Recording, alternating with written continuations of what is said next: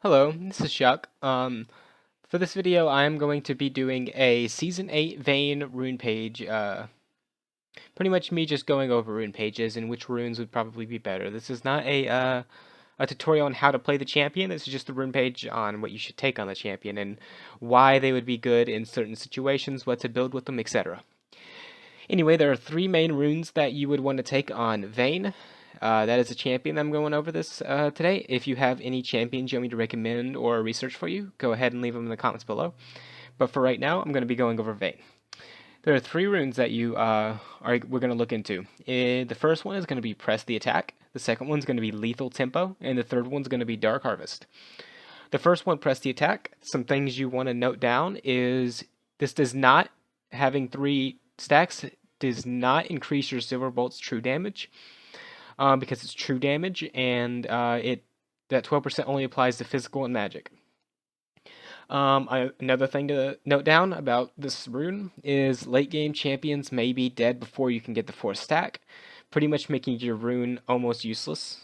However, if you're playing against tanks, it would be really good because you're going to be having the rune with the that increases damage done to people with more health than you. And you might also have a Lord Dominique's, so you're going to be doing overall about 30% more damage than you would usually against tanks, and plus you have the Last Whisper effect. So that's going to be really good for you. So this is a really good one for playing against tanky champions. And this is always going to be a safe rune page, so keep that in mind. If you ever don't know what to build, go ahead and go for Press the Attack, because it's always better to be safe than sorry.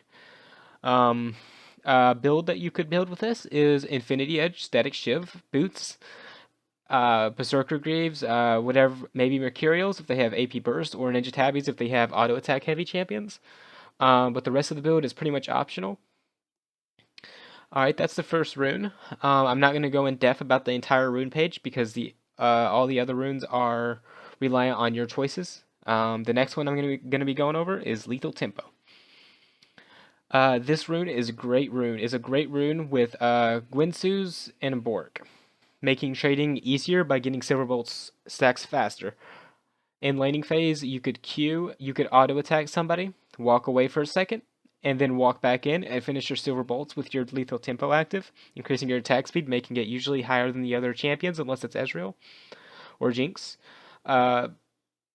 Something that you want to keep in mind when you take this rune is you have to wait a second for it to proc, which means you can go invisible for a full second, and then once you're revealed, you will have it active.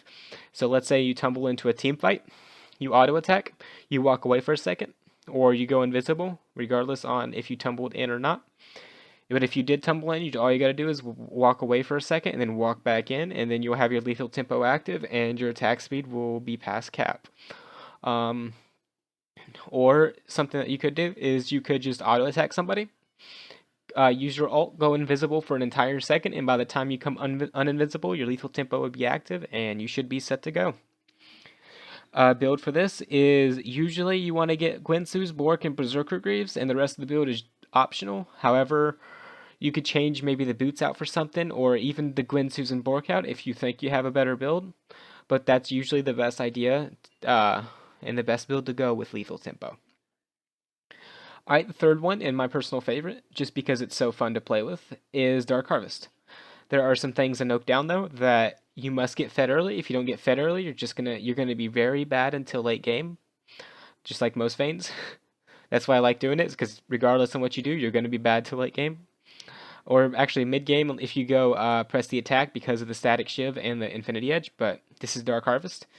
Making this rune will make your early game a lot harder because you can only go for trades after cannon minions die, and if you're playing against somebody that's moderately good, they'll walk away as soon as you get that because it's only a 20-second zoning.